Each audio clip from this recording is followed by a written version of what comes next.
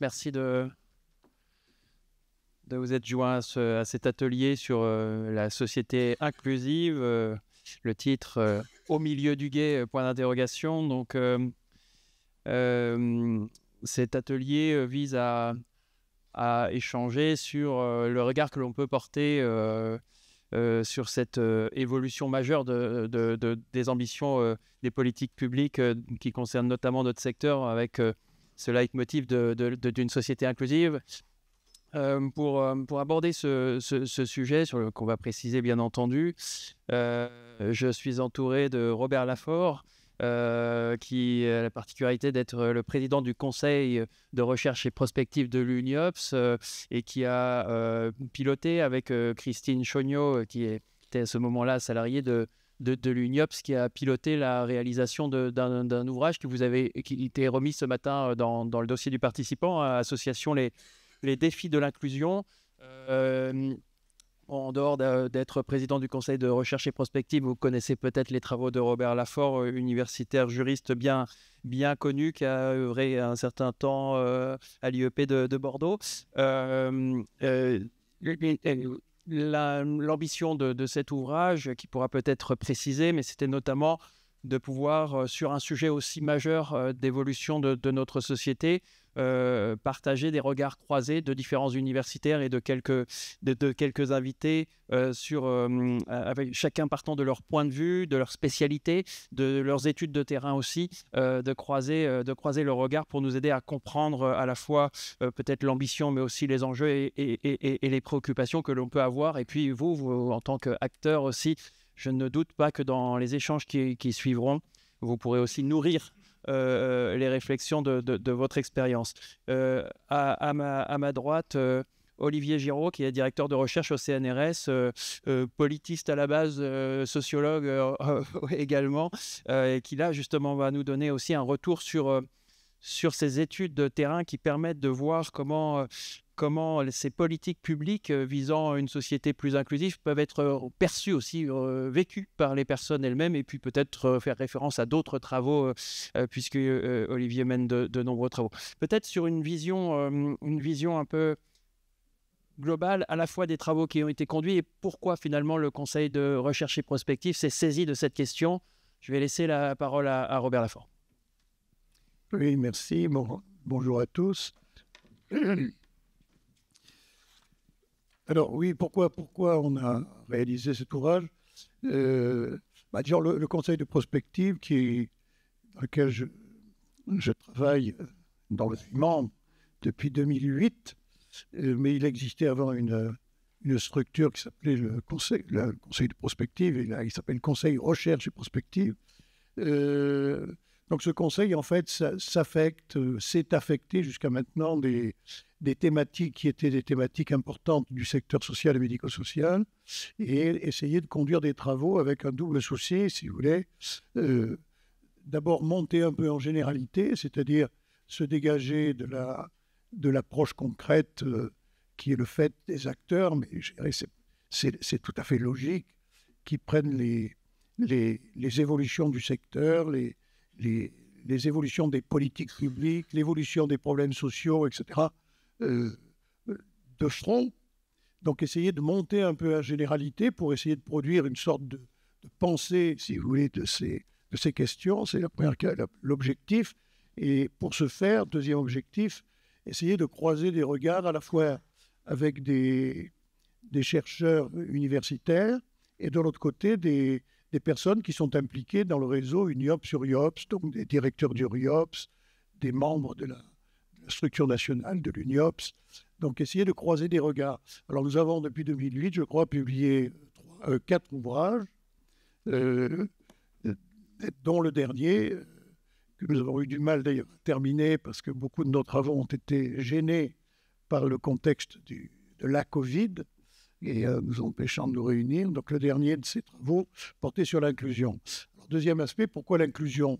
Je vais tenter de le développer maintenant, parce que l'inclusion, d'une part, pose un problème absolument central dans l'action sociale, parce que n'ayons pas peur des mots, le terme d'inclusion renvoie à une transformation absolument fondamentale du système mis en place, qu'on appelait l'aide et l'action sociale, qui s'est mise en place après la Seconde Guerre mondiale. Donc je vous donnerai quelques caractéristiques dans un instant pour vous montrer comment et combien c'est tout à fait, sinon contradictoire, en tout état de cause, au moins tout à fait différent de ce qui est entendu quand on parle maintenant d'inclusion et de société inclusive. Donc le secteur vit une transformation fondamentale de ses logiques, premièrement. Donc c'est quand même assez intéressant de s'intéresser de porter son attention sur cette transformation. Puis deuxièmement, parce que cette transformation, elle participe d'un mouvement plus général qui affecte nos sociétés. Et, autrement dit, dans l'action sociale, l'inclusion ne vient pas par hasard.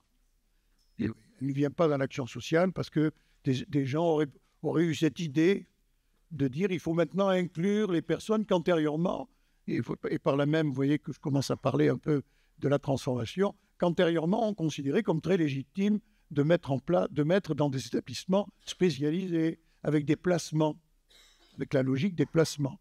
Donc, pourquoi est-ce qu'on nous demande de changer ce qui antérieurement a été mis en place, avec d'ailleurs beaucoup de mal, puisque le système de l'action sociale tel qu'il s'est structuré après la Deuxième Guerre mondiale, il a mis une trentaine d'années pour se mettre en place.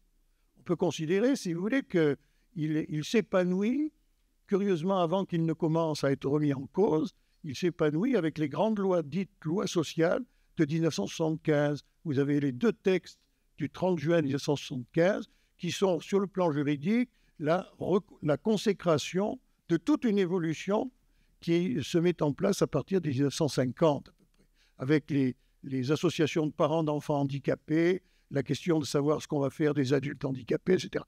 Et donc, ce modèle d'action sociale, il est profondément remis en cause par quelque chose qui touche l'action sociale, mais qui renvoie aussi à une transformation beaucoup plus large de la société. Et pour faire vite, on pourrait le développer, et je vais me contenter de le concrétiser dans l'action sociale.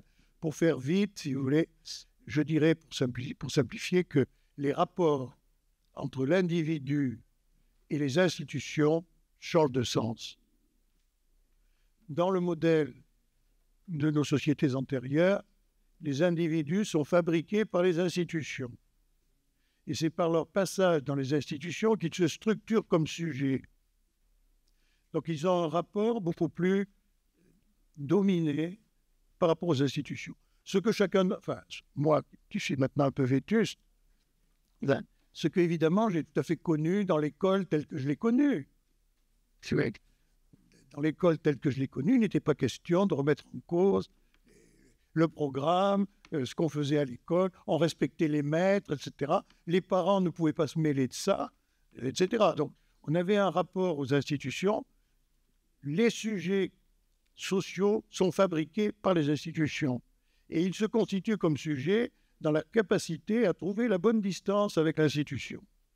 Voilà quelle est la règle du jeu, jusque dans les années 80. Et à partir des années 80, ce que l'inclusion tente de nommer, c'est l'inverse. C'est-à-dire, le sujet est promu comme valeur centrale et les institutions sont à son service. Donc, ce que mon collègue et ami, d'ailleurs, Dubé, appelle le programme institutionnel, c'est-à-dire ce que l'institution est censée faire, ce programme institutionnel ne s'impose plus préalablement aux individus qui rencontrent l'institution, mais au contraire, il doit en permanence s'adapter aux individus qu'il prend en charge. C'est ce que, banalement, on appelle le projet de vie, les attentes, les besoins. Est-ce qu'avant, on ne prenait pas en compte les besoins des individus? Mais bien sûr que si, mais pas de la même façon. Vous voyez, on les prenait en compte au travers du programme des institutions. Alors évidemment, avec des effets d'éviction. Il faut tout simplement rappeler que l'éducation spéciale réservée aux enfants handicapés a été mise en place parce que le système scolaire excluait les enfants handicapés. C'est évident. Maintenant, la norme, c'est qu'il faut que les écoles accueillent ce qu'antérieurement, elles excluaient. on ne peut pas penser que ça va se faire facilement. C'est un renversement total. Donc, en gros, je commençais par dire ça, si nous prenons... Donc, il y a un mouvement général des rapports entre les individus et l'institution. C'est ce que ce matin, Pierre Rosanvallon nous expliquait quand il parlait du système démocratique. On a exactement le même problème avec la démocratie. Comment est-ce qu'on peut construire une collectivité politique de type démocratique avec des individus qui se sont pluralisés, avec ce que Fourquet appelle l'archipel social, c'est-à-dire l'archipel français, où il faut absolument respecter la diversité, les spécificités des gens, etc. Donc l'articulation entre le pluralisme de la société, qui est absolument inévitable, c'est-à-dire le fait que nous sommes tous différents, et la capacité à créer une unité, cette articulation est tout à fait remise en cause, c'est beaucoup plus difficile. Et même d'une certaine façon, on est dans un paradoxe terrible, c'est que plus on veut autonomiser les individus, plus on veut respecter leurs différences et satisfaire leurs attentes particulières, plus il faut d'appuis collectifs pour le faire. Mais ces appuis collectifs sont fragilisés justement parce que les individus doivent être pris en compte absolument dans toute leur diversité. Autrement dit, nous sommes obligés de gérer les conséquences négatives d'une finalité qui est tout à fait désirable. C'est Bossuet qui disait « Je plains l'homme qui doit déplorer les conséquences de causes qu'il chérit. » Et car nous en sommes là. Alors, dire ça comme ça peut conduire à un pessimisme total. Mais non, mais il va falloir qu'on se débrouille avec ça. Comment faire du collectif avec des sujets qui réclament une reconnaissance pleine et entière de leur diversité, mais en même temps qui demandent à ce que cette diversité ne produise pas de conséquences négatives. Ce qui est complètement contradictoire. Donc, nous sommes dans cette espèce d'aventure. Alors, dans mon langage, si vous voulez, je pense que l'action sociale, pour revenir à l'action sociale, elle passe de moi ce que j'ai appelé le modèle réparateur. C'est-à-dire, nous avons élaboré très légitimement, tout le monde était content, on considérait que c'était tout à fait acceptable, un modèle qui consistait en fait à offrir des statuts de substitution à des personnes qui n'étaient pas en mesure de tenir les normes sociales de droit commun. Je résume. Un enfant a des difficultés pour suivre le cursus scolaire de droit commun, il va bénéficier d'une éducation spéciale. Une personne ne peut pas accéder au logement de droit commun, on va lui donner un droit à l'hébergement. Une personne ne peut pas tenir les normes de l'emploi de droit commun, eh bien, on va créer le travail protégé. Ça nous est apparu tout à fait légitime. Donc on a créé ce que j'appelle le modèle réparateur au sens de la responsabilité. C'est-à-dire, c'est pas du tout un modèle, c'est pas le garagiste.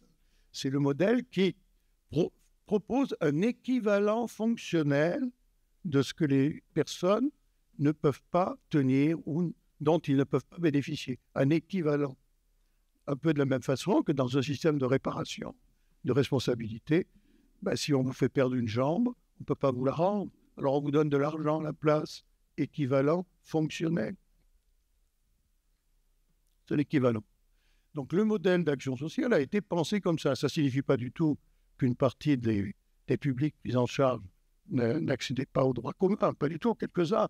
Mais globalement quand même, ça a conduit, si vous voulez, si je résume, à la politique des établissements spécialisés, créer des établissements, placer des gens, c'était la logique du placement, et la régulation par la puissance publique, c'est la loi de 75 qui le met en place, puis ça s'arrange, ça se complexifie après, ça consiste à financer des places. On finance des places. Et le niveau de financement est fonction de la catégorie du public pris en charge par l'établissement ou le service. Ces populations étant distinguées selon des nosographies, c'est-à-dire une définition de leurs déficiences, si vous voulez, leurs problèmes. Et jusqu'en 1975, d'ailleurs, on pensait que de la même façon qu'on avait classé les handicaps médicaux, si vous voulez, médico-sociaux, on parlait de handicap social et qu'on pouvait placer dans des établissements ou dans des services des personnes qui avaient des handicaps sociaux. Je vais très vite. L'inclusion nous dit ce modèle, il est ségrégatif, il est discriminant. Il faut au contraire, premièrement, ne pas appliquer des protocoles préétablis de prise en charge des personnes pour s'adapter au plus près de leur situation. Donc, l'individu devient la norme centrale à partir de laquelle on construit l'intervention. Et deuxièmement, il faut au maximum ramener les personnes dans ce qu'on appelle le droit commun. C'est-à-dire que les enfants aillent dans les écoles de droit commun, qu'on aille dans un logement de droit commun, comme tout le monde, si vous voulez. L'objectif, il est tout à fait méritoire, mais vous le voyez, il correspond à un changement d'imaginaire. Parce qu'évidemment, il serait absurde de penser que nos devanciers, dans les années 50, étaient des criminels qui n'avaient comme souci que de faire du mal, de placer des gens pour les maltraiter, etc. C'est absolument absurde. C'est absolument absurde. Nos devanciers n'étaient pas des criminels. Ils ne pensaient pas comme nous, c'est tout. Ils n'avaient pas la même idée des problèmes et de la façon de les prendre en charge. Donc, l'inclusion, vous voyez, propose une sorte de renversement des logiques, je crois. Alors, ce renversement, évidemment, c'est ce que cet ouvrage essaye d'analyser. Il a trois types d'impact si on prend le plan de l'ouvrage, si vous voulez. Puisque dans la première partie de cet ouvrage, on analyse les impacts organisationnels. Mais maintenant, disant cela, je ne fais qu'enfoncer des portes ouvertes. Parce que tout le monde, maintenant, sait qu'il faut faire des plateformes, il faut organiser des parcours, il faut accompagner les gens, etc. C'est-à-dire faire tout à fait autre chose que ce qu'on faisait en plaçant une personne dans une structure. Voilà. Maintenant, mais en tout cas, pour passer de l'établissement à la plateforme, pour passer du placement au parcours, pour passer de la mise en place d'un protocole de prise en charge par des professionnels à un accompagnement qui tient compte de la spécificité de la personne, ses attentes, son projet de vie, etc., c'est très compliqué. Ça modifie les conditions d'organisation. Ça modifie les systèmes de régulation des acteurs. Par exemple, c'est ce qui pose le problème du financement des établissements. Comment on peut financer un dispositif de ce genre?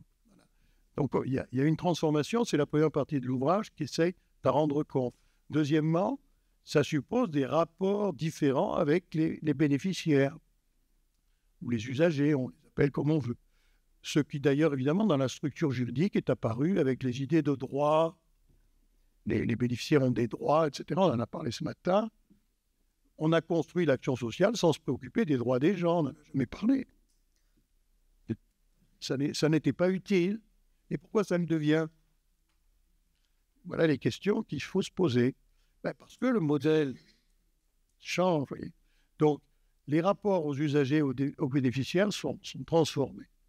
Et puis, troisièmement, et puis je vais me contenter, pour laisser la parole à mes collègues, je vais me contenter peut-être de dire deux mots sur ce point. Troisièmement, dans l'ouvrage, vous avez une tentative de réflexion sur le contexte général, si vous voulez, de cette transformation dont je vous ai dit, je crois qu'il faut le répéter, que ce n'est pas un mouvement qui affecte l'action sociale seul, hein, c'est un mouvement général.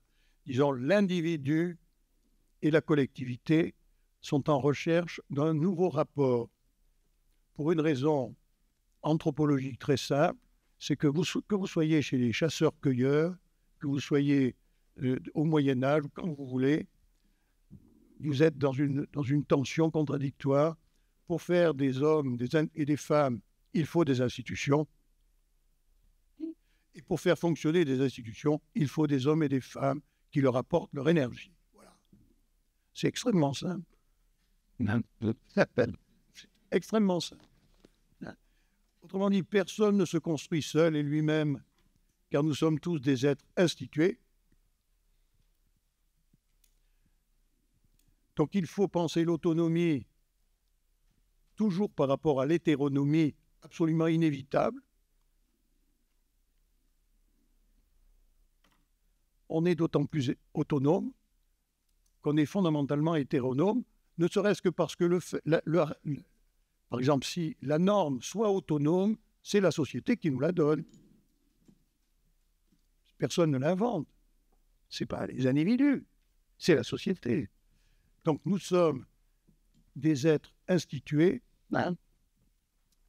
d'une part, et les institutions dépendent de notre capacité à nous y investir.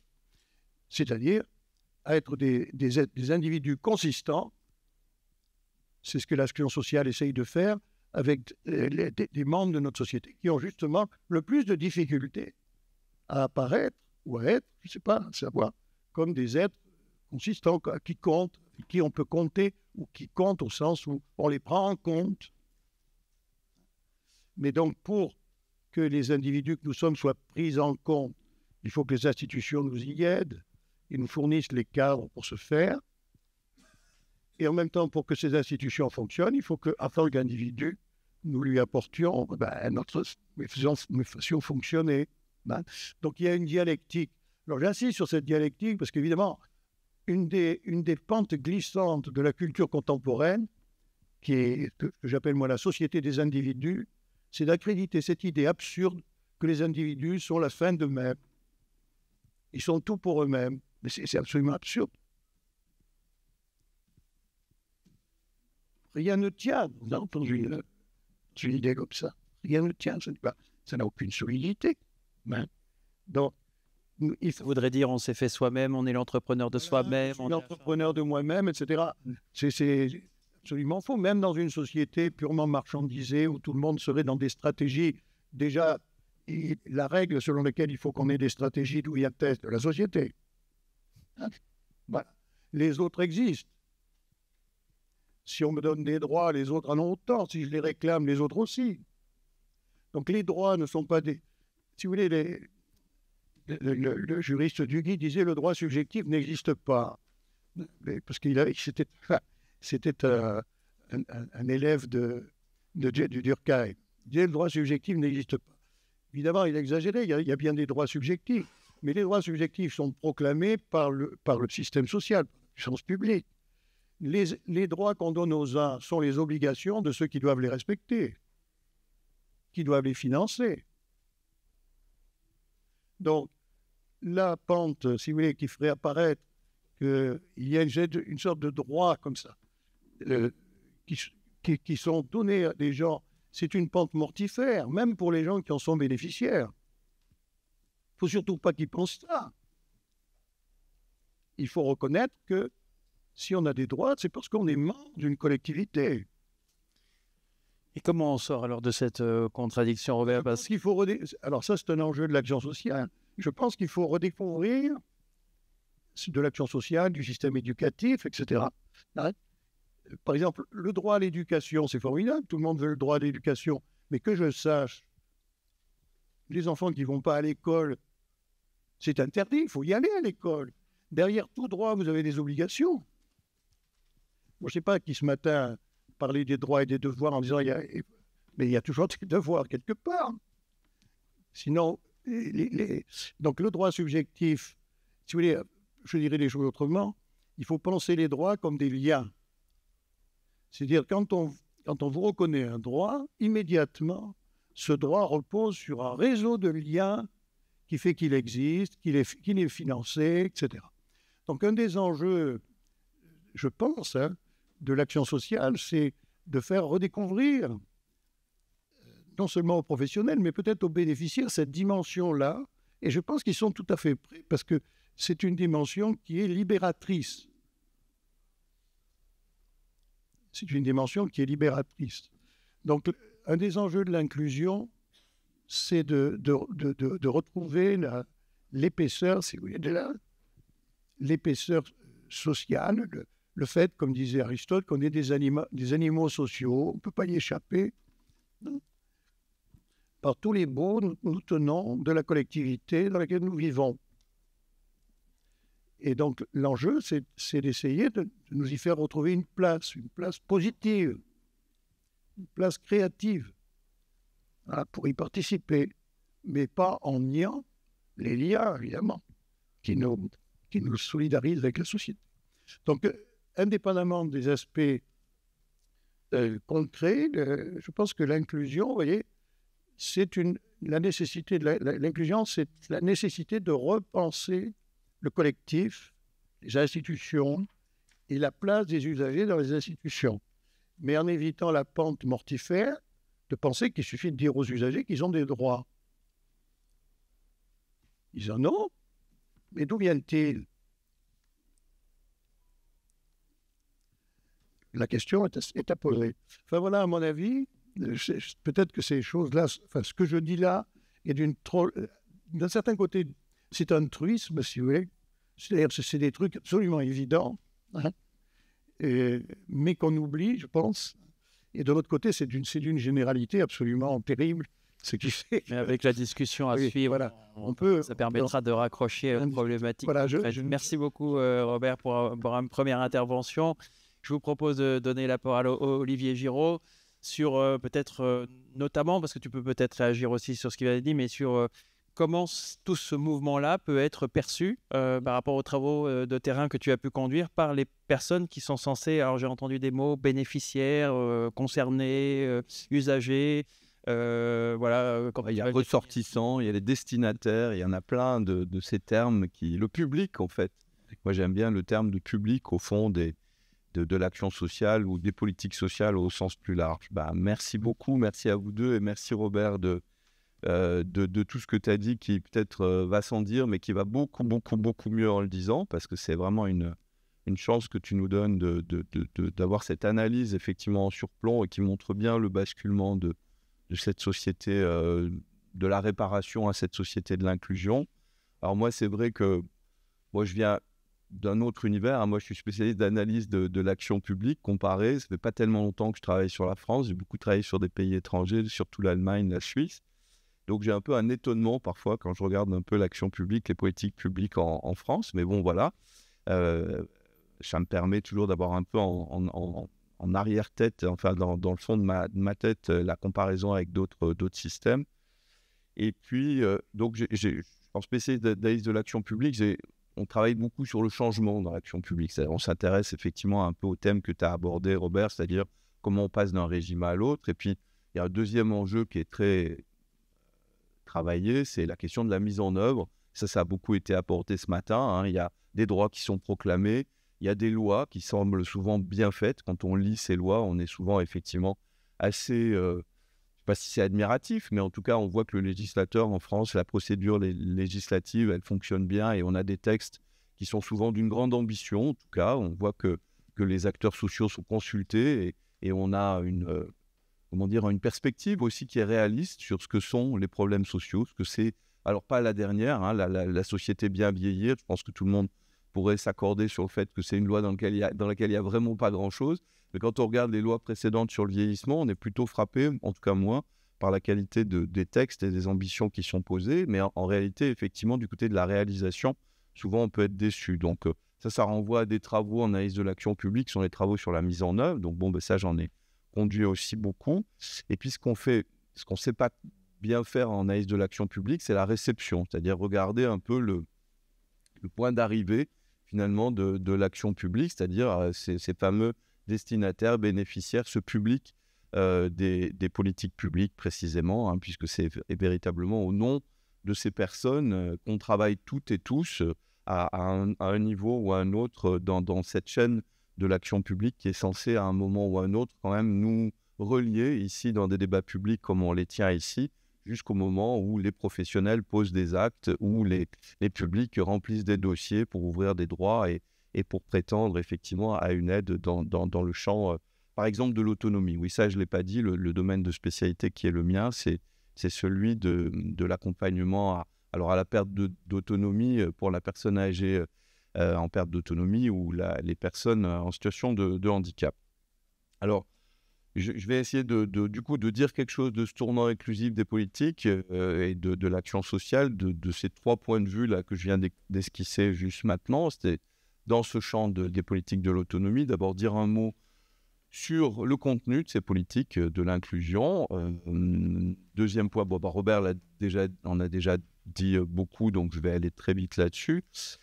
Deuxième chose que je voudrais dire, c'est plus le côté effectivement mis en œuvre par les professionnels et par les structures, donc par les associations notamment, mais d'autres types de services sociaux aussi, puisque aujourd'hui tout le monde est censé beaucoup travailler en réseau, donc on voit bien que toute cette idée d'imbrication entre les différents types d'intervenants, que ce soit des intervenants administratifs, publics, institutionnels, jusqu'à des acteurs organisés de terrain, donc très variables aujourd'hui, très variés, puisqu'on a des associations, puisqu'on a du profit, ça vous le savez bien mieux que moi.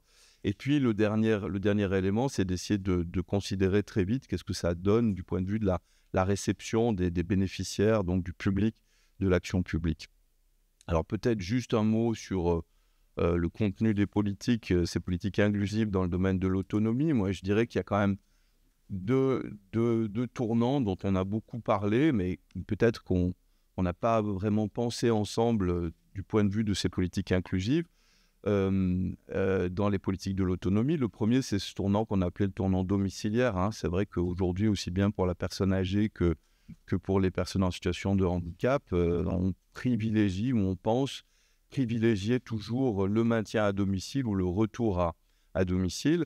Alors pour les personnes âgées, on sait que c'est un programme d'action publique qui est très ancien, hein, puisque c'est déjà dans le fameux rapport Larocque sur le vieillissement qui date de 62, je crois, où c'était vraiment dessiné comme un horizon souhaitable de ce retour à domicile ou ce maintien à domicile de la personne âgée.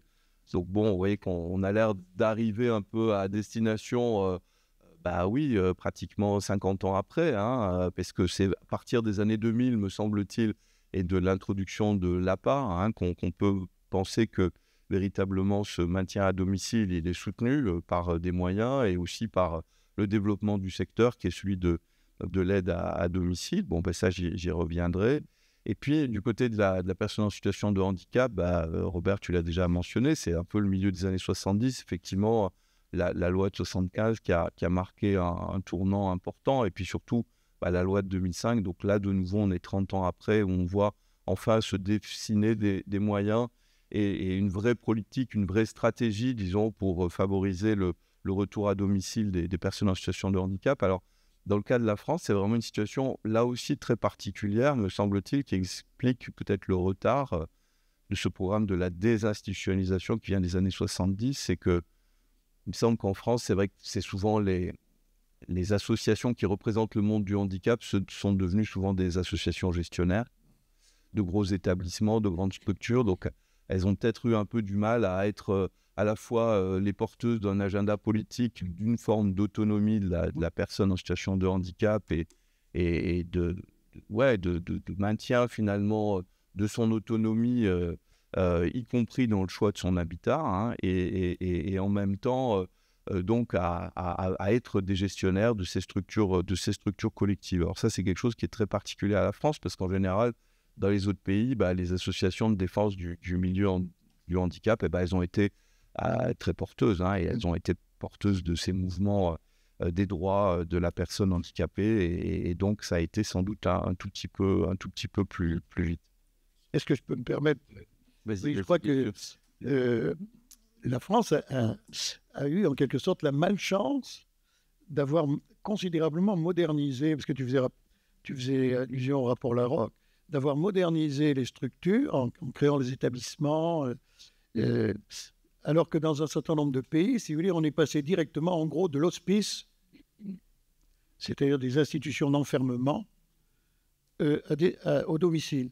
On n'a pas eu cette phase intermédiaire de structure technique, avec des professionnels, etc. Donc, si vous voulez, l'image, c'est comme...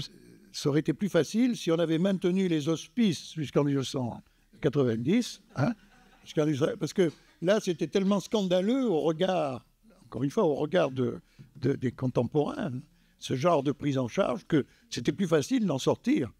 Mais les établissements sophistiqués, avec les catégories diversifiées, etc., c'était plus difficile d'en sortir, parce que c'était un authentique progrès. Mais je rappelle que dans les années 20, les hospices passaient pour des structures de progrès. C'est un point important, moi, je pense, cet élément-là, parce que ça permet...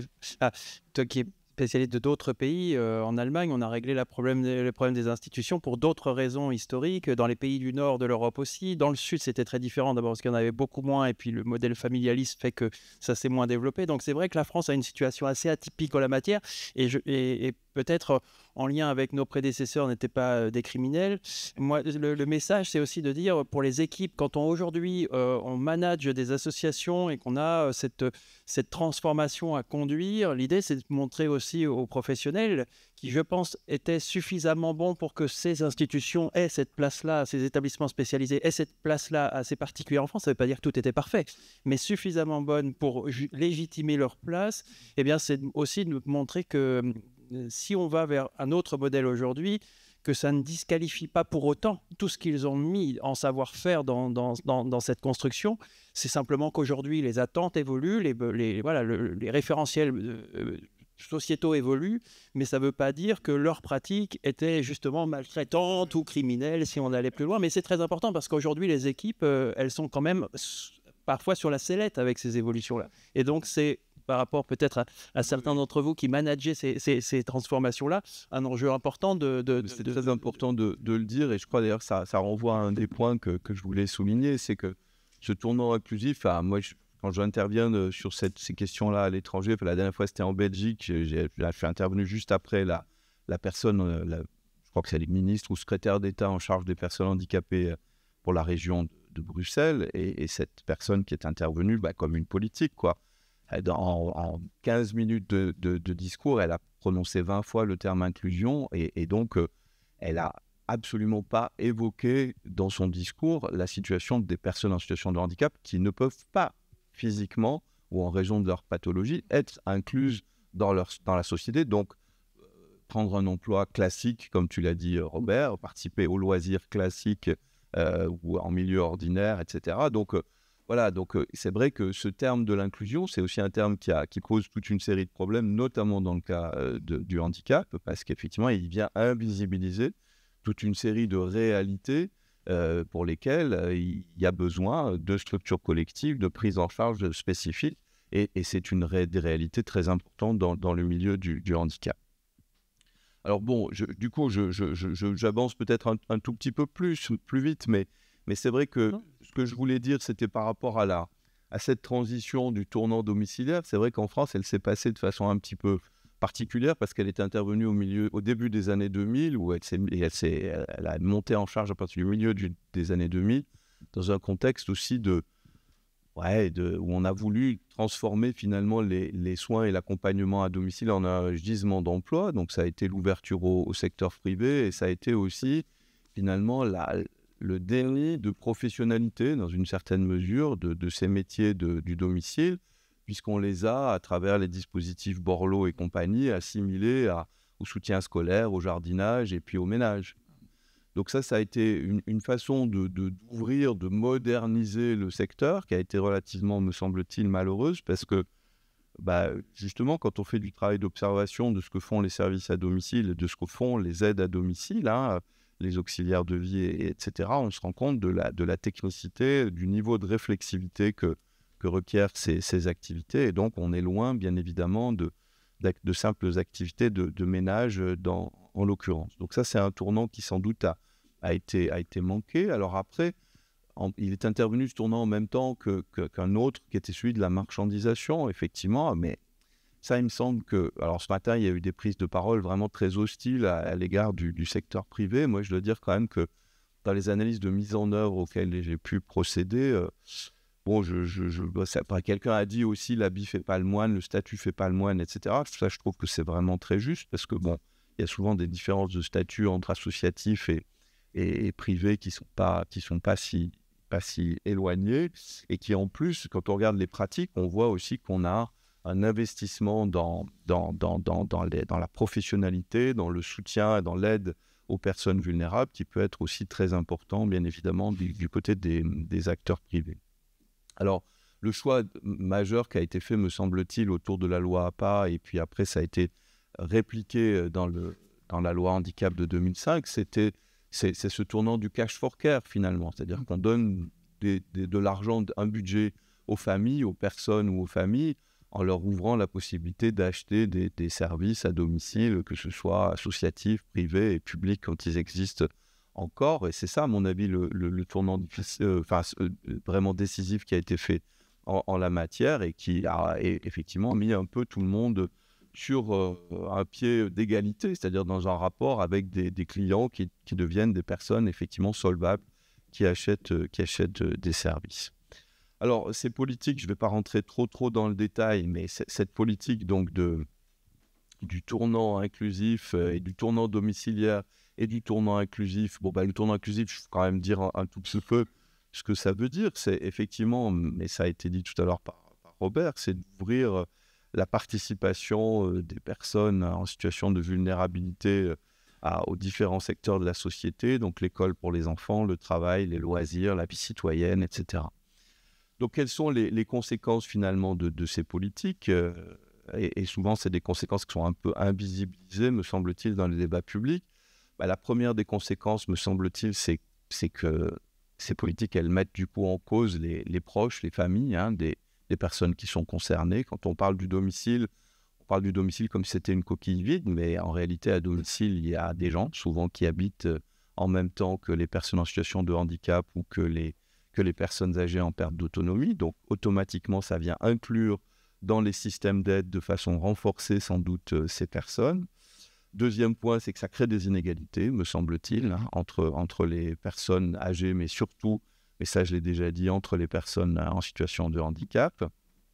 Le troisième point, c'est que ça vient impliquer dans le champ, notamment dans le cas du handicap, toute une série de secteurs sociaux, comme les professions, comme le travail, comme le monde du travail, qui est quand même très large, la vie sportive, la vie citoyenne, les loisirs, qui sont autant de domaines qui ne sont pas préparés à ce tournant inclusif et qui se retrouvent finalement participer de politiques de l'autonomie sans avoir été ni consultés, encore une fois, ni véritablement préparés. Et puis, ça vient créer une complexité quand même dans les services et dans les besoins de coordination entre ces différents domaines, qui est très important, avec encore une fois l'implication de ces profanes, et notamment des familles, encore une fois, à qui on a eu beaucoup de temps, beaucoup de mal à définir le rôle et la place de ces personnes. Aujourd'hui, on parle d'aidants, de proches aidants, donc d'aidants de référence, et les statuts se sont un petit peu clarifiés, mais ça a quand même pris pas mal de temps. Voilà, donc ça c'est le premier point que je voulais faire donc, sur ce tournant des politiques. Le deuxième aspect, ce serait d'essayer de dire un tout petit mot sur la façon dont ce tournant inclusif et ce tournant domiciliaire, il est accompagné de façon très active par les professionnels.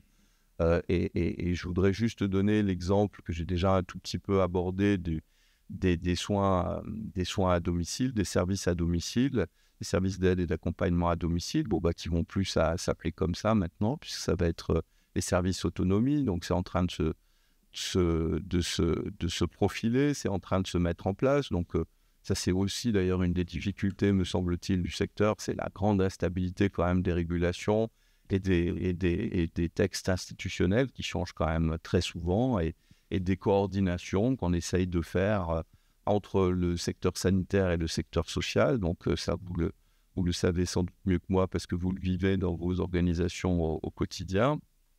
Alors, moi, je suis frappé quand je regarde et quand on observe justement comment fonctionnent les services, par le fait que ces services, très souvent, ils exercent, en tout cas ceux qui fonctionnent bien, ils exercent plus de fonctions sans doute que ceux qu'on attend d'eux. C'est-à-dire que ces services, ils se retrouvent avec des plans d'aide, ils se retrouvent avec des situations concrètes de vie. Il y a eu une visite à domicile par un référent social du département qui va avoir posé un plan d'aide, donc chiffré à un certain nombre d'heures quotidiennes d'aide à domicile, avec des activités derrière. quand on regarde comment les services fonctionnent, on est frappé par le fait que au moment où les actions sont programmées, au moment où des professionnels sont choisis pour intervenir au domicile d'une personne ou d'une autre, il y a tout un travail de mise au concret, en fait, de l'aide qui est programmée par les services à domicile. C'est-à-dire que tout d'un coup, le plan d'aide, il devient concret. Les actions, elles deviennent non seulement réalisées, mais programmées auprès de professionnels, autour des plannings, etc. Et on voit l'importance, du coup, comment dire, le point de vue pragmatique qui est développé par ces responsables de secteur qui font ce travail avec leurs professionnels de, encore une fois, réécriture pratiquement du plan d'aide ou de transformation du plan d'aide en une série d'actes et en une série d'interventions concrètes posées par des professionnels. Et le deuxième point, moi, qui m'a beaucoup frappé en observant le travail de ces services à domicile, c'est le fait que ces services, très souvent, ils exercent la fonction qui n'existe pratiquement pas dans le système français de l'accompagnement à domicile, notamment pour la personne âgée, qui est celui du case management, c'est-à-dire qui est celui de la gestion de la situation d'une personne, la coordination souvent avec les autres intervenants à domicile, que ce soit les kinés, que ce soit les responsables, les infirmières. Bon, là, ça devrait être intégré maintenant, mais on sait que ça va être dans des conditions qui sont très difficiles. Et souvent, ces services, ils ont un peu l'impression d'être un peu en bout de chaîne et d'avoir la responsabilité ultime des personnes. Et c'est en fonction de cette responsabilité qu'ils activent finalement ces fonctions de case manager pratiquement par défaut, j'ai envie de dire. Donc ça, c'est quelque chose qui, à mon avis, montre bien l'importance de ces métiers et le contenu aussi en termes de professionnalité de ces métiers de l'aide à domicile qui passent complètement sous silence et sous les radars de l'action publique, me semble-t-il. Parce que, ça, on pourrait en parler peut-être encore de façon plus détaillée, mais ce que font les services, et notamment les responsables de secteur aussi, c'est qu'ils organisent les plannings, et ça, c'est quelque chose qui est très difficile parce qu'il y a beaucoup de turnover, parce qu'il y a beaucoup d'absences, parce qu'il y a beaucoup de difficultés à mobiliser la main-d'œuvre. Donc, c'est des gens, et vous le savez sans doute parce que c'est la réalité de vos métiers, c'est des gens qui essayent de trouver des professionnels qui sont mobilisables dans le quartier, qui sont mobilisables aux horaires qui conviennent et qui organisent aussi des adéquations, des appariements finalement entre des capacités professionnelles et des besoins d'intervention à domicile. Donc encore une fois, je trouve que c'est quelque chose qui est particulièrement remarquable et qui est particulièrement peu visible quand on regarde un petit peu les terrains et quand on regarde un peu les rapports et ce qui se dit dans le domaine des politiques de l'autonomie en France. Alors le dernier point que je voudrais signaler, c'est un peu sur ces aspects de réception de l'action publique, c'est-à-dire qu'est-ce que ça vient faire aux personnes, à la fois aux professionnels, mais aussi au public des politiques de l'autonomie, cette transition, à la fois ce tournant domiciliaire et ces politiques inclusives de façon plus large. Alors la première chose, mais je l'ai déjà dit, c'est que tout d'un coup, il y a plein de gens, plein de professionnels, plein de membres de famille, plein de proches qui se retrouvent aux prises avec ces politiques de l'autonomie. Et ça, c'est quelque chose qui est relativement nouveau. Cette sollicitation, cette mobilisation des personnes, des publics, des familles précisément. Donc ça, c'est quelque chose qui est relativement nouveau et je l'ai déjà dit un petit peu. Alors après, ce qu'il faudrait essayer de penser, me semble-t-il, quand on considère des politiques comme celle-ci, c'est d'essayer de regarder finalement comment ces politiques, elles arrivent à transformer, effectivement, est-ce qu'elles arrivent à transformer les identités des personnes? C'est-à-dire, est-ce qu'elles transforment ces professionnels, les professionnels de l'aide à domicile, par exemple, en case manager véritablement? Ou est-ce qu'elles arrivent à donner, à fournir les contenus de formation, par exemple, on parle beaucoup d'enrichissement des missions pour ces professionnels de l'aide à domicile. Est-ce que véritablement on y arrive? Est-ce que les services parviennent à mobiliser les ressources qui sont nécessaires pour transmettre les contenus aux personnes? Alors, on voit des services qui y parviennent, qui arrivent à financer des formations, qui arrivent à véritablement enrichir ces missions, enfin accompagner les professionnels dans l'enrichissement des missions. Mais on voit aussi des services, malheureusement, qui sont un peu écrasés par l'urgence de la tâche et qui ne parviennent pas à mettre à niveau, finalement, les professionnels.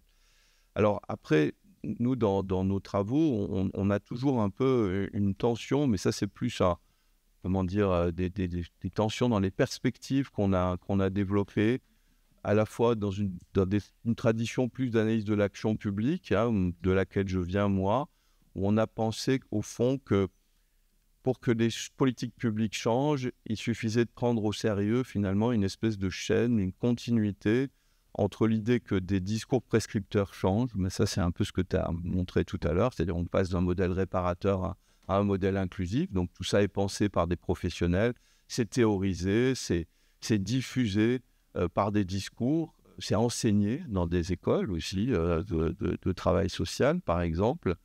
Et puis ensuite, ces discours prescripteurs, ils sont incarnés dans des instruments d'action publique, comme comment fonctionne l'APA, comment fonctionne la PCH, comment fonctionnera demain la réorganisation des services d'aide à domicile. Donc, évidemment, ces instruments, ils sont cohérents avec ces discours prescripteurs. Et quand on regarde les grandes lois, on voit bien cette cohérence. Et puis, le troisième étage de la fusée, c'est qu'au fond, à la fois ces discours, ces instruments, ils viennent créer des sujets sociaux, c'est-à-dire que les gens se réapproprient un peu mécaniquement, finalement, ces discours et ils sont formatés par les instruments. Et puis après, quand on regarde, nous, plus comme sociologues cette fois-ci, c'est-à-dire moins dans une logique d'analyse de l'action publique, mais plus comme sociologue, quand on fait des entretiens avec les professionnels et quand on regarde un petit peu comment les publics se confrontent avec cette espèce de triptyque, on se rend bien compte qu'il y a beaucoup de résistance en réalité. Et on se rend bien compte que les personnes, elles continuent d'agir en fonction de leur réalité, en fonction de leurs contraintes quotidiennes, en fonction des accompagnements en termes de formation dont ils ont pu bénéficier ou pas, et donc de leur compréhension de ces changements. Et très souvent, on bute quand même sur l'idée qu'il n'y a pas une véritable pédagogie de ces réformes, qu'il n'y a pas un véritable accompagnement, pas une véritable implication des personnes, des professionnels, mais aussi des publics, des destinataires de l'action publique dans ces révolutions qui sont des révolutions très importantes, comme tu l'as signalé tout à l'heure. Donc, je termine juste en essayant moi aussi de reprendre un peu ce que disait Rosan Ballon tout à l'heure ou ce matin, c'est-à-dire, je crois qu'il a donné une définition de la citoyenneté comme la réfraction des enjeux sociaux chez les différents acteurs. Oui, effectivement, je pense que ça fait du sens, cette affaire-là. C'est-à-dire qu'on voit bien que si les acteurs sociaux résistent dans une certaine façon à une forme de subjectivation par l'action publique, c'est que peut-être ils ne partagent pas toujours les finalités de l'action publique qui se transforment. Et on le voit bien dans les générations, on voit bien quand même que, on ne va pas reprendre les débats qui ont été un peu lancés tout à l'heure sur la question des âges, des générations, etc. Mais c'est vrai que quand on a été socialisé à un âge du travail social, et qu'on voit que ça se transforme sous nos yeux, parfois on a tendance à résister parce qu'on ne comprend pas ou parce qu'on ne partage pas les valeurs et on n'est pas convaincu par la pertinence des nouveaux discours qui nous sont proposés. Parfois, ce n'est pas le cas. Parfois, il y a des gens de toute génération qui accompagnent et qui même, préfigurent ces changements. Bon, mais en tout cas, c'est une source de résistance. Il y en a plein d'autres de ces sources de résistance. Donc, c'est normal d'une certaine façon et c'est ça la démocratie, qui est aussi de la résistance et que tout le monde ne gobe pas finalement ces nouveaux mots d'ordre de l'action publique. Mais quand même, l'action publique, c'est quand même là pour créer des coordinations qui soient positives entre des acteurs sociaux. Et on voit bien dans nos sociétés complexes à quel point on a un éparpillement des actions, à quel point on a entre les institutions, entre ce qui se passe à Paris, dans les départements, dans les services, etc., pour arriver jusqu'aux personnes à aider. Et il y a une telle série de ruptures institutionnelles, organisationnelles, que si on ne partage pas un peu tous quand même un certain nombre de représentations communes, ça a peu de chances d'être efficace, tout ça. Donc voilà, c'était pour terminer sur cet aspect de comment finalement ces motifs de l'action publique, ils sont réappropriés par les individus à chacun de leur niveau et dans chacun de leurs rôles. Merci beaucoup Olivier, désolé d'avoir un peu demander la conclusion, mais je voudrais qu'on puisse donner la parole à la salle. On a encore à peu près une demi-heure. Hein, les ateliers doivent finir à 18h. Je me lève parce que je vais vous donner un micro si vous souhaitez intervenir. Merci, monsieur, de vous lancer. Merci pour vos interventions. François Escholzer, je suis président d'une association qui gère 38 établissements dans le secteur du domaine du handicap, personnes âgées et protection de l'enfance en Alsace. Donc la question qui m'interroge depuis déjà longtemps, c'est que on partage vraiment l'objectif général d'inclusion. Hein. C'est un beau discours, enfin c'est un bel objectif, mais c'est le décalage qu'il y a entre cet objectif généreux et sa mise en œuvre. Hein. Et moi, ça me frappe parce que, d'abord, on ne demande pas à un instant aux individus eux-mêmes quel est leur choix. Hein. Et ça, c'est extrêmement gênant parce que, et on ne demande surtout pas à la société non plus en quoi elle va accepter de changer pour devenir inclusive. C'est-à-dire que toute la charge repose sur les individus et accessoirement sur ceux qui les accompagnent. Et pas sur l'ensemble de la société. Alors déjà, ça, c'est source quand même de souvent de culpabilité, d'épuisement, de doute, enfin, sur la part des personnes. Et on voit je prendrai juste un exemple pour illustrer ça. Des personnes qu'on accompagne, par exemple, qui sont en foyer, qu'on accompagne vers un logement individuel en centre-ville, etc. Ben, au départ, c'est une belle expérience et tout le monde vous félicite pour cette action exemplaire. Et 3 ou 6 mois après, on se rend compte que la personne est dans une solitude absolue. Hein, elle passe sa journée devant la télévision, alors qu'avant, elle avait une vraie vie communautaire avec toute une série d'actions et d'interactions avec d'autres, etc. Et donc, pour elle, elle a envie de revenir, elle nous ressollicite pour redevenir au foyer. Donc, alors, la question, l'inclusion ne doit pas être une injonction, elle doit être un choix de la personne. Et on doit aider à que ce choix soit le plus ouvert possible. C'est-à-dire qu'il ne faut pas que nous-mêmes, on induise un choix. Hein, et il faut qu'on soit en capacité de prendre ce recul et de véritablement aider la personne à cheminer, à trouver la bonne démarche. Parce que, et c'est comme, par rapport au monde du travail, on voit que des jeunes, par exemple, qui sont en IM Pro, se préparent au monde du travail, mais comme il n'y a pas de place ni en ESAT, il n'y a pas de place dans les entreprises parce qu'ils ne veulent pas ce type de public, ils se retrouvent dans une zone de brouillard, ils sont nouveaux à domicile, on les perd, au niveau du radar, on ne sait plus où ils sont, mais en gros, ils sont retournés chez leurs parents dans une espèce d'entre-deux, ils n'ont plus de projet, alors qu'avant, ils étaient dans une démarche collective extrêmement stimulante. Enfin, il y avait vraiment un travail extrêmement intéressant parce qu'on essaye aussi d'introduire des notions, nous, d'éducation populaire, parce que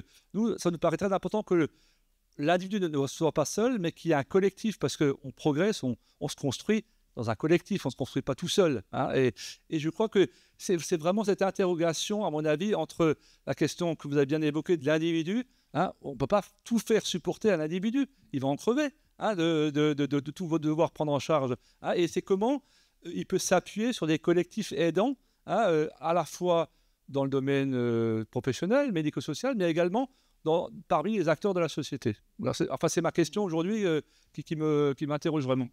Merci beaucoup. Est-ce qu'il y a d'autres prises de parole, questions ou observations? Et on laissera réagir messieurs, madame et monsieur. Ce qui m'interpelle, alors je fais partie d'une association de déficience sensorielle, hein, troubles sévères de langage oral.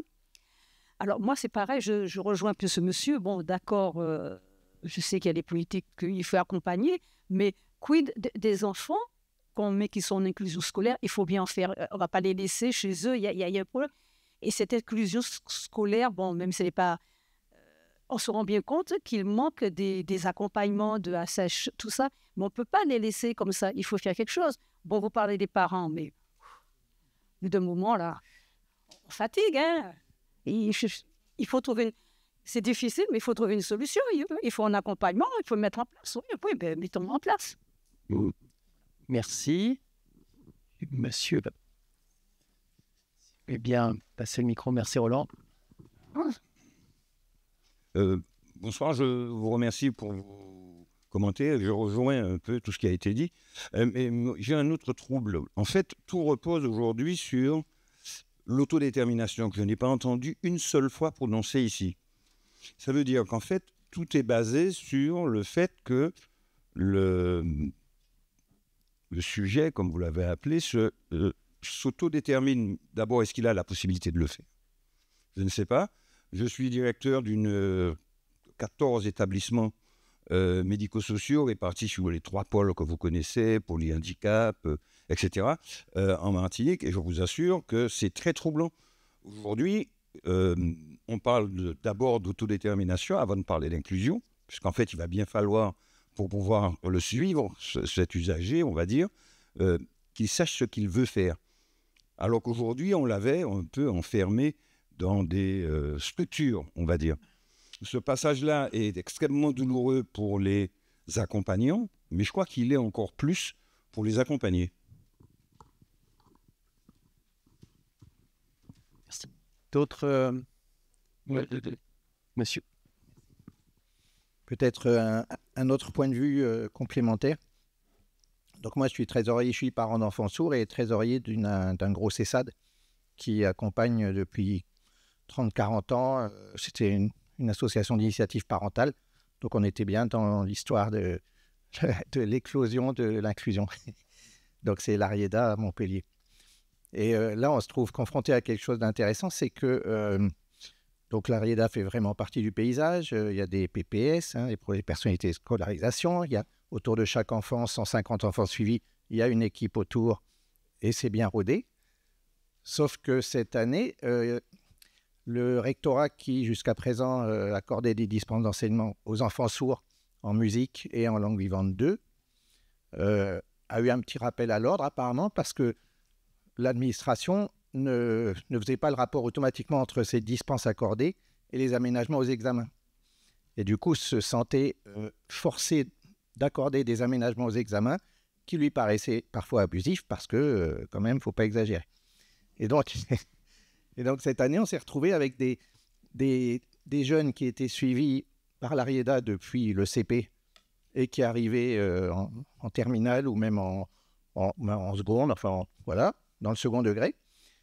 Et par exemple, en première, on leur impose tout d'un coup d'aller suivre les cours d'espagnol, langue vivante 2, tout en leur disant qu'ils ne seront pas notés, mais que quand même, il faut qu'ils y soient. Et on espère qu'ils auront la dispense, enfin l'aménagement à l'examen du bac. Enfin, voilà, c'est... Bon, vous avez réussi à nous faire sourire sur un sujet grave, mais ça montre combien l'adaptation de la superstructure est douloureuse dans des moments de grande transformation. Est-ce que vous voulez réagir à toutes ces interventions, messieurs? Oui, je dis messieurs, mais il y avait des dames aussi qui ont contribué à l'ouvrage. Et je voulais le dire parce que je les ai sollicitées, mais elles n'étaient pas disponibles. Donc, vous n'avez que des hommes à la tribune. Mais c'est très mal, cette tribune est scandaleuse. J'hésitais à le dire, mais je le dis bien fort.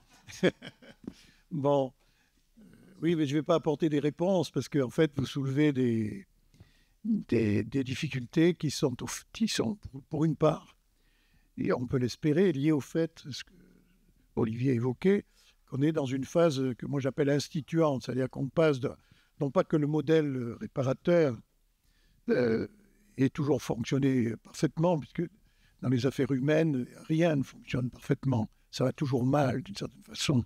Donc, il faut pas, l'idéal n'existe pas. Il n'existe qu'à terme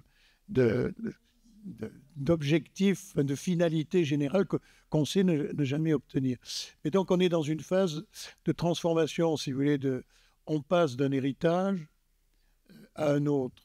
On est au milieu du gué, comme le dit d'ailleurs l'intitulé de l'atelier. Donc, c'est ce que j'appelle une phase instituante. Vous voyez, c'est général. Nos institutions sont en crise. C'est le modèle tel qu'il était stabilisé antérieurement ne fonctionne plus, mais en même temps, il se maintient par bien des aspects. Olivier faisait référence, par exemple, à l'administration publique. Je dirais, l'administration publique, globalement, est le plus mauvais élève de la classe par rapport aux objectifs qu'elle affiche en général. C'est-à-dire, disons, en gros, l'État fait exactement le contraire de ce qu'il demande aux autres de faire. Donc, bon, voilà. Donc, tout ça est structuré. Nous sortons d'une société hiérarchisée, bureaucratique, voyez, et nous passons à une société qui doit mettre en place des systèmes fluides. Mais comment voulez-vous que ça se fasse du jour au lendemain? Donc, dans toutes vos remarques, il y a, je pense, à prendre en compte ce processus. Alors, comment peut-on stabiliser le système et résoudre certaines des questions que vous avez évoquées? Bien, c'est comme l'a fait l'action sociale dans le passé, dans les années 50 et 60, c'est parce que les acteurs inventeront des bonnes solutions, si vous voulez. Ce sont les acteurs qui vont l'inventer. Qui est-ce qui a inventé les établissements sociaux et médico-sociaux? C'est les associations de parents et les travailleurs sociaux. Ce n'est pas l'État. Donc, il y a une histoire dans le secteur d'invention par le milieu lui-même. Qui a inventé les formations sociales? C'est les travailleurs sociaux. Qui a inventé l'établissement de formation de travailleurs sociaux? C'est les travailleurs sociaux. Ce n'est pas du tout l'État. L'État, lui, a repris tout ça, il a structuré après, quand il a été amené à payer. Et dans un premier temps, il payait assez largement parce qu'il n'y avait rien. Donc ça allait. Puis c'était la croissance. Puis quand on a commencé à avoir le trop-plein, il se pose la question de savoir comment on peut réguler. Mais ce n'est pas l'administration publique. Donc ce sont les expériences et les capacités d'expérimentation des acteurs qui stabiliseront progressivement des solutions reproductibles dans certains cas ou des solutions localisées dans d'autres.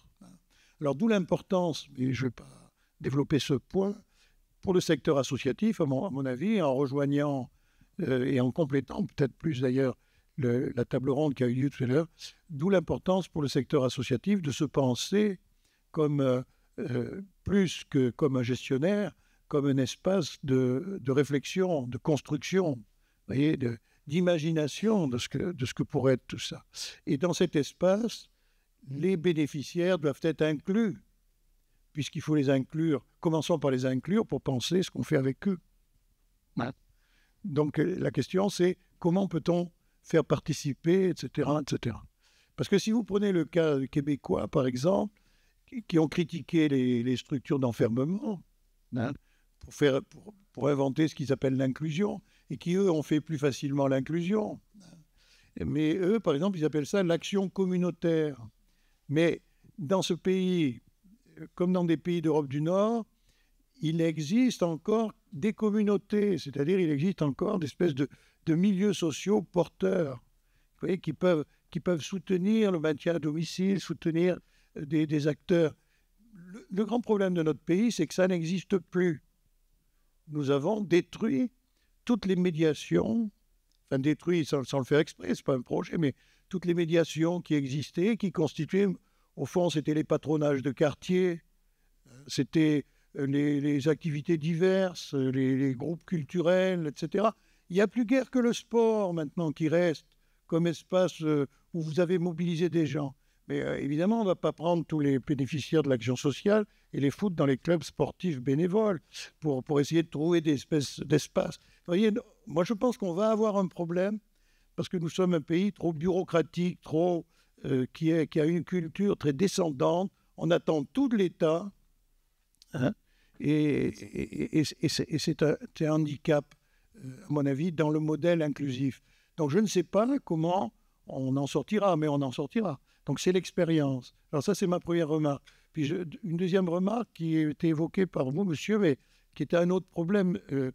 Finalement, si on veut imaginer l'action sociale de demain, derrière l'inclusion, à mon avis, vous avez deux visions de l'inclusion. Et d'ailleurs, volontiers, j'opposerai inclusion et société inclusive. Soit vous pouvez penser l'inclusion comme un système de services, une économie de services, qui va venir en appui ou en échafaudage, voyez, pour permettre à des individus de tenir le choc du système social en affrontant l'école, etc., etc. Bon, donc ça, c'est ce que j'appelle la vision sociale. Disons, l'inclusion est pensée essentiellement sur le plan d'une politique sociale. Puis vous avez une vision que j'appellerais sociétale, la société inclusive. Mais là, ça veut dire que toutes les institutions doivent se remettre en cause. Ça veut dire qu'il faut trouver des communautés, etc. Par exemple, vous évoquez les problèmes scolaires, monsieur, mais l'école est un système hyper normatif en France. C'est un système hyper normatif. Chaque année, vous avez des niveaux d'exigence qui font que les enfants passent dans ce système. Alors, les enfants qui ne sont pas tout à fait comme les autres, et vous vous rendez compte, la moulinette, hein, Alors, c'est caricatural ce que vous nous dites. Mais donc, on en est à se dire, est-ce qu'on va les obliger à faire le cours d'espagnol pour qu'ils aillent quand même faire des heures, alors que c'est quand même absurde. Mais pourquoi? Parce qu'il y a le programme, il y a les examens, les coefficients, les notes à mettre, etc. C'est tout un système, vous voyez, qui a sa grandeur. Mais bon, l'école est quand même le lieu de production de la hiérarchie sociale. Donc si vous voulez que tout le monde y passe et que tout le monde le suive, vous êtes obligé d'abandonner cet objectif. On ne pourra plus faire de la sélection. Donc vous voyez ce que je veux dire? Alors la question, la société inclusive, à mon avis, c'est une sorte de finalité qui ferait que la société soit totalement ouverte à tout le monde, à tous, à toutes les différences. C'est une finalité. Je pense que dans une trentaine d'années, on sera un peu au milieu des deux. C'est-à-dire, ce qu'il faut espérer, c'est que les institutions, les entreprises, le logement, l'école, etc., s'ouvrent davantage, essayent de se remettre en cause par rapport à la diversité. Ça, elles sont obligées de le faire, compte tenu du fait que, sans parler des personnes handicapées, nous sommes dans une société de diversité absolue. C'est un kaléidoscope. Je citais Fourquet, il n'y a qu'à relire le livre de Fourquet, vous n'avez qu'à regarder les prénoms qu'on donne en France aujourd'hui, vous avez tout compris, c'est un kaléidoscope. Donc comment on fait pour faire une nation avec ça? Comment on fait? Il ne s'agit pas simplement des handicapés, il s'agit de tout le monde. Comment on fait un intérêt, comment on bâtit un intérêt général avec ça? C'est la difficulté. Donc, on aura certainement, à mon avis, une évolution. C'est-à-dire l'action sociale va s'ouvrir, va devoir discuter avec l'école, avec les services de l'emploi. Parce que si vous voulez, quand on dit la société inclusive, à la limite, on pourrait dire, mais l'action sociale va disparaître. Parce que tous les travailleurs sociaux vont, pour les uns, aller à l'école, pour les autres, ils vont aller à Pôle emploi, à France Travail, pour les autres, ils vont aller dans les organismes HLM. Il n'y a plus besoin d'établissements sociaux. Parce que les gens sont... Mais évidemment que ça n'arrivera pas. On va avoir une cote mal taillée, à mon avis, entre la vision sociale et la vision sociétale. Je crois. Mais cette vision, ce point d'équilibre, il faut le trouver. Olivier voulait réagir. Peut-être J'ai été trop long. Non, mais c'était très bien, merci beaucoup. Moi, je voulais juste dire un tout petit mot, parce que effectivement, les mots-clés là, que moi j'ai entendus dans les interventions, c'était d'abord l'isolement et puis la question des parcours qui a été évoquée. Et moi, ce qui me frappe dans ces diagnostics-là, c'est quand on regarde un peu les rapports publics ou quand on fait des entretiens, je sais pas, dans le niveau décisionnel de l'action publique, c'est des mots-clés qui reviennent tout le temps. C'est-à-dire les décideurs publics sont conscients qu'il y a un risque d'isolement, que ce soit de la personne âgée ou de la personne en situation de handicap qui vit à domicile. Et la question des parcours, c'est partout aussi, dans les rapports publics et dans les objectifs d'amélioration de l'action publique. Donc, c'est pas que c'est des choses qui sont pas connues. Ouais, mais donc ça, c'est le premier point sur le fait, toujours pareil, en France, on a un diagnostic qui est assez pertinent sur les problèmes qui se posent, mais même si on ne met pas en pratique les solutions. Et alors justement, du point de vue des solutions, de la mise en œuvre, moi, il y a deux choses qui me frappent quand même. La première, c'est donc, ça rejoint un peu ce que tu disais, moi, ce que j'ai constaté dans le champ de l'autonomie, c'est effectivement des acteurs sociaux qui inventent eux-mêmes les solutions, hein, comme tu disais, l'expérimentation par les besoins en réalité. C'est-à-dire que les services ne laissent pas les personnes dans des situations de détresse, essayent d'accompagner la lutte contre l'isolement, essayent de faire de la coordination quand on voit bien que personne ne fait cette coordination.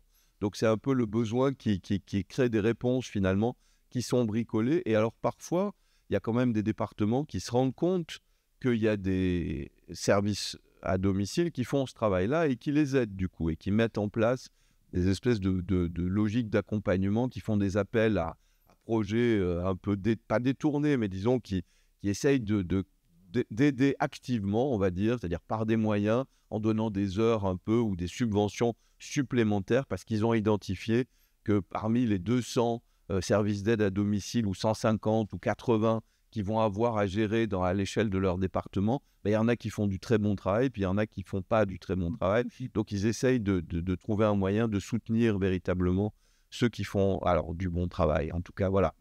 qui développent précisément ces innovations un peu par le bas, d'une certaine façon, par l'expérimentation, comme tu le soulignes.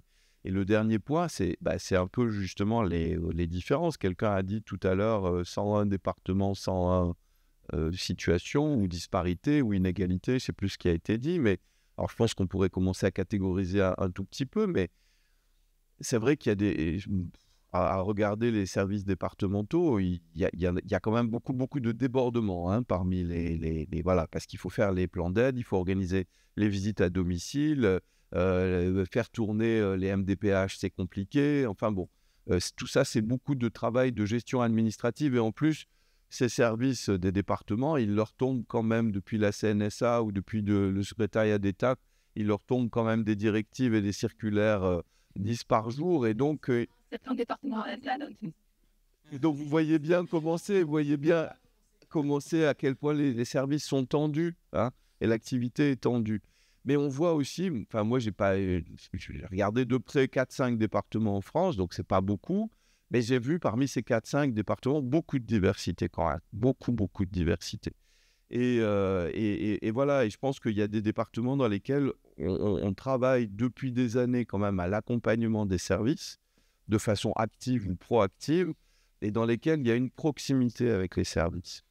Et on les connaît, les services, on connaît les acteurs, et ça permet justement d'organiser un peu des médiations qui sont parfois pas prévues dans les textes, mais quand ils ont un peu de ressources, et ils ont quand même un peu de ressources, les départements, encore, ceux qui en ont, et donc ils le font, ce travail d'aide active.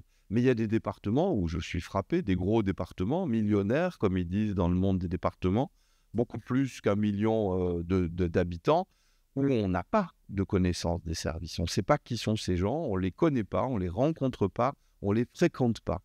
Et ça, parfois, ça fait un petit peu peur, effectivement, en termes de continuité de l'action publique et de comment, concrètement, on vient organiser ces défis de la société inclusive qui viennent donner beaucoup de complexité quand même, effectivement, une transition très complexe à gérer. Question ou une observation? Allez. Oui, merci beaucoup pour ces éclairages très éclairants.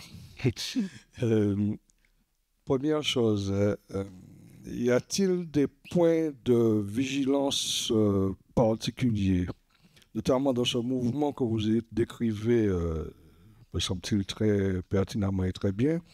J'entends par exemple apparaître des concepts du style, après la crise des banlieues, etc., le concept de famille défaillante et de pénalisation de ces familles défaillantes-là. Première question.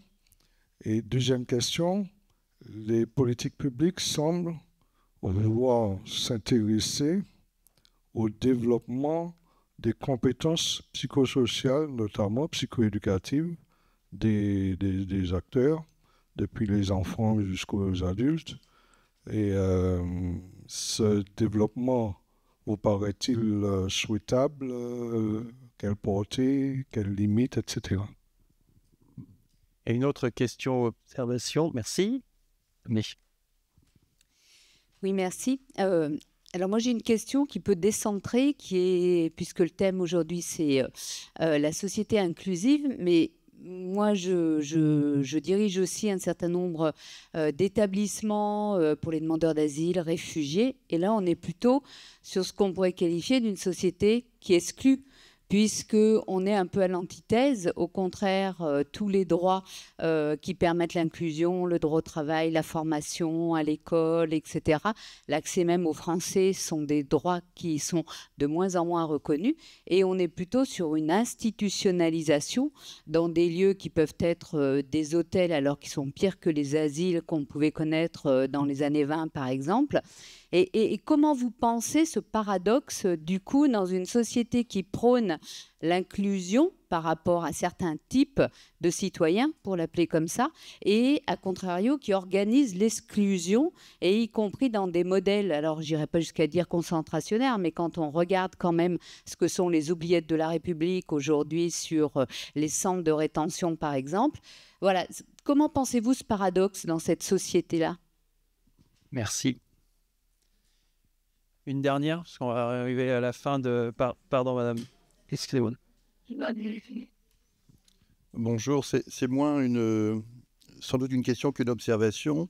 Je dirige un établissement et service en Normandie et je trouvais intéressant vos interventions au regard de la thématique et comment ça nous interpelle, nous, dans notre rôle et dans notre fonction. Parce qu'on va parler de la puissance publique, on a parlé des familles, on a parlé de la population et si on rejoint avec la thématique fier de prendre soin, fier d'être engagé, comment tout ce dont on parle, les grands mouvements dont on parle, nous bougent, nous, dans nos fonctions. Donc, dans cet environnement, c'est quoi diriger une association?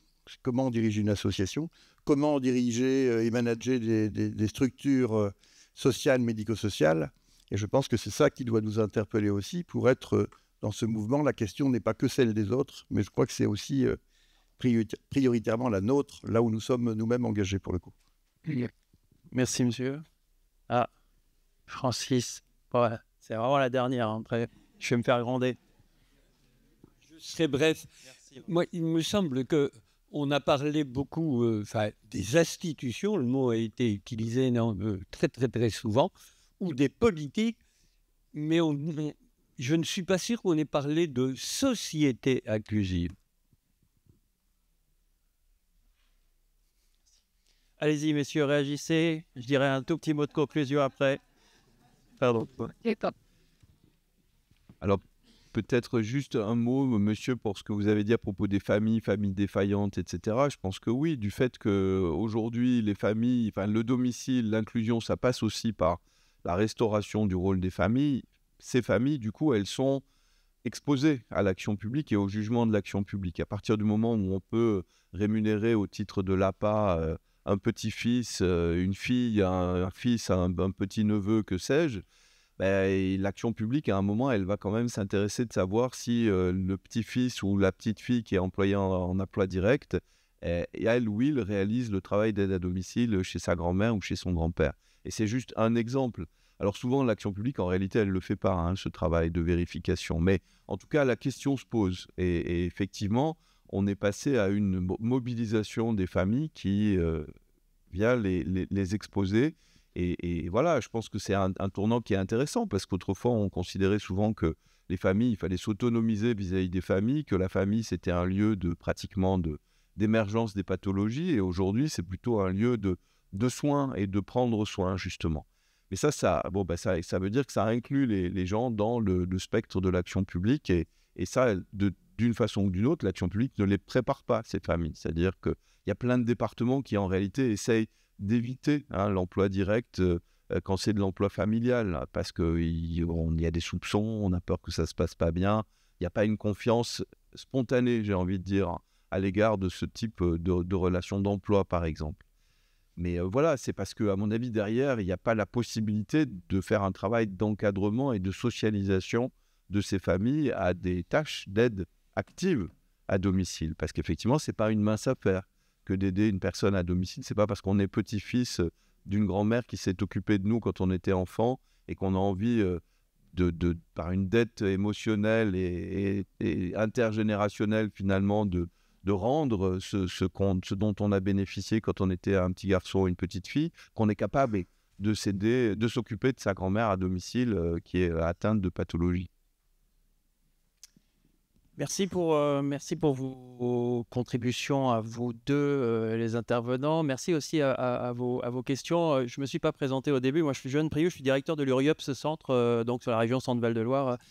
Et si je le dis maintenant, c'est parce que dans les préoccupations que vous avez évoquées, je pense que vous retrouvez notamment dans cet ouvrage à la fois les questions que vous avez soulevées, et je pense que le réseau UNIOPS les a bien en tête. Et grâce aux contributions de nombreux chercheurs, peut-être des éclairages qui vont au-delà des réponses un peu administrativo-techniques qu'on essaie de proposer. En tout cas, pour ma part, il me semble que dans ce que vous avez évoqué, en tout cas pour certains d'entre vous, il y a cet objectif d'une société inclusive qui est une idée, j'ai entendu, généreuse. Je crois que je la reprends exactement la même terminologie dans cet ouvrage, mais c'est quand même un enjeu, c'est-à-dire de savoir si on est d'accord avec ça. Et ce que j'ai entendu, c'est que plutôt globalement, on peut être d'accord avec l'ambition. Et je crois que c'est quand même important parce que notre secteur est quand même interpellé sur des personnes je pense à des situations précises, mais je ne sais pas, de jeunes adultes qui sortent d'IME, qui expliquent quand même combien ils n'ont pas vraiment pu fonder la famille qu'ils voulaient avec la personne avec laquelle ils étaient, dans le foyer ou dans lequel ils arrivent, ou qui ne sont pas en capacité d'être en autonomie dans un logement parce qu'on ne leur a pas appris à gérer un budget, à gérer un logement, avec ça. Donc, on est interpellé quand même par ça. Mais vous allez me dire, oui, mais ce n'est pas toutes les situations, il y en a qui sont très éloignées. Oui, et c'est d'ailleurs même l'avenir des établissements, je pense. C'est-à-dire, les établissements accompagnent déjà des situations de plus en plus complexes et ça va être de plus en plus le cas. Donc, ça veut dire que je rejoins là ce que disait Robert Laforce. C'est-à-dire, pas trop d'inquiétude sur l'avenir des établissements. Par contre, leur métier va considérablement encore évoluer et je dirais c'est tant mieux, sinon ils disparaîtraient d'une certaine manière. Et c'est tant mieux parce que c'est quand même les situations les plus complexes. Et là aussi, c'est une critique qu'on peut faire à notre secteur qui ont longtemps été laissés finalement dans les familles, un peu le paradoxe quand même que notre secteur a connu. Donc on a un objectif et il n'est pas facile à atteindre pour toutes les raisons que vous avez évoquées et peut-être bien d'autres encore sur le fait que en fait on ne sait pas faire et puis que ce ne sera pas la seule évolution de notre secteur, c'est bien l'évolution de l'ensemble de la société et ça ne se décrète pas ni de notre place et même j'allais dire d'un point de vue législatif ou réglementaire ça ne suffit pas, ça suppose que tous les acteurs finalement se mettent en mouvement pour parvenir à cela. Et évidemment, ça ne va pas se faire en très peu de temps. Moi, je trouvais plutôt optimiste l'idée de 30 ans, mais je signe, j'espère que je pourrai le voir. Mais je pense que ça sera encore plus long. Mais par contre, on a des enjeux extrêmement forts de vigilance. Vous avez parlé d'isolement, vous avez parlé de risque d'incapacité finalement à être dans une optique un peu généreuse d'autodétermination. Non, ce n'est pas si simple pour tous, etc. Comment on est extrêmement vigilant par rapport à ces situations, à ces personnes qui, jetées finalement dans le bain de « je suis un sujet de droit autonome », etc., vont se retrouver fracassées finalement par la société et par les autres. C'est l'enfer parfois. Donc, c'est ça notre point de vigilance. Et là, je crois qu'on peut être en travail. En tout cas, moi, ça me semble important qu'on ne lâche pas sur l'objectif, mais par contre, qu'on travaille sur comment finalement on est en capacité de mettre ça pas à pas en mesure. Et là, je pense que les pouvoirs publics, les départements, merci d'être là, l'État, les agences régionales de santé ont besoin de vous dans les propositions. Et puis, madame posait une autre question fondamentale, c'est comment on se situe par rapport à des enjeux où une société ne veut plus de l'autre. Les personnes en situation de migration, ça va être un sujet de société, ça l'est déjà, mais ça va être un sujet terrible pour notre secteur, parce qu'aujourd'hui, on se retrouve, j'ai envie de dire même quelques années en arrière, où on a l'accompagnement de ces personnes que personne d'autre veut voir, mais ça va poser d'énormes problèmes, notamment d'accompagnement de ces personnes, mais aussi de santé, par exemple. Comment on va pouvoir continuer à opérer, à accompagner ces personnes dans une situation politique qui se cristallise sur ces questions-là. Ça fait un moment que ça monte, mais on voit que ça continue de monter. Donc voilà, notre secteur va être au cœur de sujets de société, mais je pense, Robert l'a souligné, c'est pas nouveau. Ce matin, Pierre Rosanvallon l'a souligné, la question sociale au cœur de notre société démocratique. Donc, on va être des acteurs et j'espère que les associations pourront utiliser leur fonction tribunicienne aussi pour porter leur parole, leur expertise, peut-être montrer que ces personnes immigrées ne sont pas des délinquants en puissance, mais plutôt des contributeurs de notre société en puissance. À nous peut-être de les accueillir et de les accompagner à cela. Voilà, on a quelques combats et je pense que vous êtes prêts à les affronter. En tout cas, merci d'avoir participé à cet atelier. Yes.